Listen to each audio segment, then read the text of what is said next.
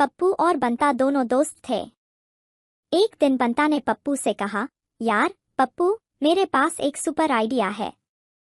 पप्पू, क्या आइडिया है बंता? बंता, हम दोनों को एक बिजनेस शुरू करना चाहिए। पप्पू, कौन सा बिजनेस? बंता, हम जंगल में एक हॉट डॉग की दुकान खोलते हैं। पप्पू हैरान होकर, क्या? हॉट डॉग की दुकान जंगल में? तुम पागल हो गए हो? बंता, नहीं, सुनो तो।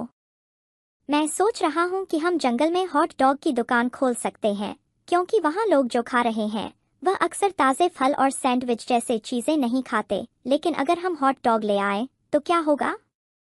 पप्पू, मुझे तो लगता है तुम बिल्कुल सही सोच रहे हो बंता, पर मैं समझ नहीं पा रहा, जंगल में हॉट डॉग बेचने से हमें क्या फ़ायदा होगा? बंता, पप्पू, हॉट डॉग का मतलब सिर्फ सॉसेज नहीं है। अगर तुम हॉट डॉग कहते हो तो लोग समझेंगे कि कुछ और है। पप्पू, ओह, तुम मतलब यह कहना चाहते हो कि हम जंगल में जाकर स्मोक्ड हॉट डॉग बेचेंगे?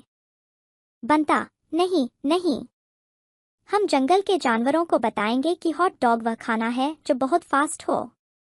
इसलिए हम उन सबसे तेज जानवरों को डॉग बना देंगे। पप्पू, क्या? अब तुम कह रहे हो कि हम जंगल में जानवरों को हॉट डॉग बना देंगे?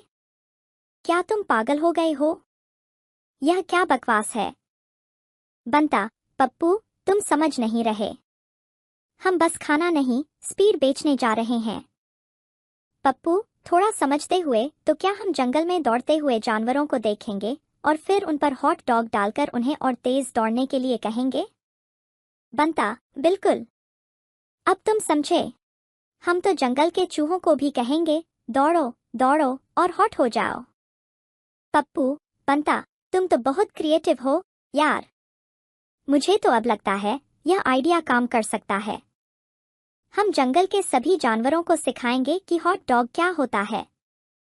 फिर पप्पू और बंता दोनों जंगल में एक हॉट डॉग की दुकान खोलने का मन बना लेते हैं। लेकिन जैसे ही उन्होंने दुकान खोली, एक हाथी उनके पास आया और बोला, क्या तुम लोग स्मोक्ड हॉट डॉग बेचते हो?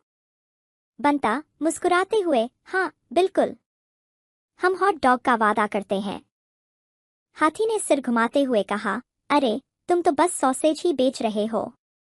मुझे तो वह चाहिए जो फास्ट हो। तुम मुझे ये क्या दे रहे हो? पप्पू हैरान होकर, क्या? तुम क्या चाहते हो? हाथी ने सिर झुकाकर कहा, मैं तो रफ्तार चाहता हूँ, मुझे कोई हॉट डॉग नहीं चाहिए।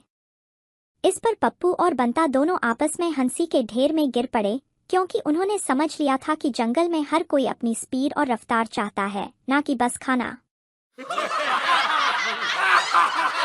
अधिक मज़ेदार जोक्स के लिए इस चैनल को सब्सक्राइब करें और कृपया बेल आइकन पर क्लिक करें। Thank you.